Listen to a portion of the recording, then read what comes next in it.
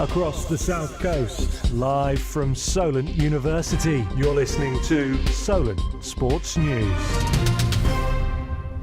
Good afternoon, it's 2 o'clock, I'm Redden Goodwin and these are your Solent Sports News headlines. Director of Football Marianne Spacey-Cale takes charge of Southampton women once again today. This comes after head coach Remy Allen and the club parted ways by mutual consent after her side took just 17 points from 14 games. Spacey-Cale will take charge for the remaining 6 fixtures to give the club time to find the right replacement. It's a year of celebration for a Southampton legend. Former Saints captain Klaus Lund Ekvam began his testimonial last night as former players flocked to St Mary's Stadium to celebrate. The Norwegian spent 12 years at the club with a total of 357 appearances. Eastleigh have a lot to work on in training today after their playoff bid took a hit at the weekend. They were unable to capitalise on their opposition's red card late in the game as they fell 1-0 to 17th place Braintree Town. The Spitfires are currently in 8th place, 4 points behind Aldrickham who occupy the remaining playoff spot. The FA face a tough decision today. They are reportedly considering extending the 3-match ban for Millwall goalkeeper Liam Roberts after a dangerous challenge on Jean-Philippe Mateta. The Crystal Palace striker was stretchered off the pitch before going to hospital, while he received 25 stitches in his left ear.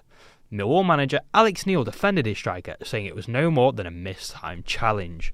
What's happened is Liam's come out, he's tried to get the ball, he's mistimed it, he's caught the lad.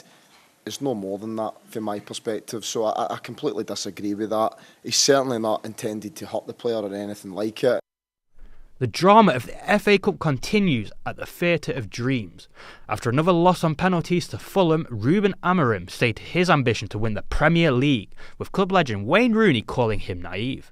The Portuguese manager defended his comment, saying it was only naive to think his side would be contenders next year. Be naive is to think that we are going to do this season or are going to be the best contender for the next season. So I know that in this moment everybody knows everything. A deal has been agreed for the takeover of Rangers today. The US investors include Paraj Marathi, the president of San Francisco 49ers and Leeds United chairman. Another key investor is health insurance tycoon Andrew Kavanagh, with the pair looking to secure 51% of the club. The takeover has been agreed in principle, with a period of due diligence now taking place while legal paperwork is drafted up. It's been a weekend of celebration for Southampton in the boxing scene. Saints-born local Ryan Garnett lifted the EBU European Super Featherweight title at Bournemouth International Centre after defeating Salvador Jimenez by unanimous decision. Lewis Edmondson was also in action, defending his Commonwealth light heavyweight belt against Oluwatosin Kajala. It was a weekend for champions as Luke Littler won the UK Open for the first time. It was a convincing win for the teenager, who pulled off an outstanding 11-2 win against James Wade in Minehead. Despite his recent success in the sport, Littler said he is hungry for even more trophies. Once you win one title, you're hungry. You're hungry for even more. You want to win this. You want to win everything.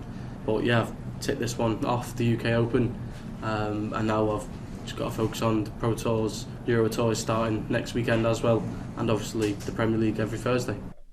Rugby League is the latest sport to try and break out to an American audience as they took the game to the City of Sins.